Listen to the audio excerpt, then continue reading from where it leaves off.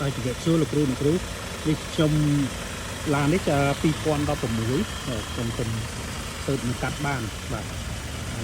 យកត្រង់ទៅទិញយកពីភ្ញៀវមកវិញពីអតិថិជនមកវិញតែយើងមើលខាងក្នុងវាឡានហ្នឹងថ្មីការគាត់ទិញយកទៅមកវិញ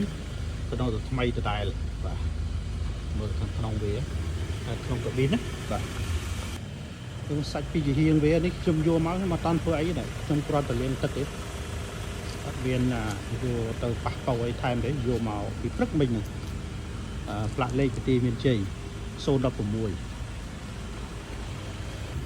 ក្នុងវាគាត់យកទៅដល់អត់បានប្រើអីទេមើលទៅព្រោះឡានមកវិញនៅថ្មីទាំងអស់បាទខាងក្នុង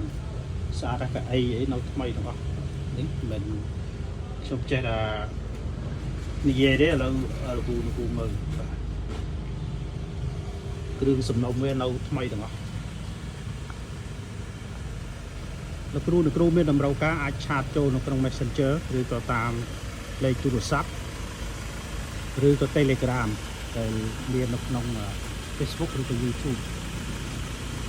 លើមើលស៊ីណាភ្លើងទីក្រេស្តុកទីក្រោយនេះនៅខាងក្នុងខ្ញុំបាត់ស្តុក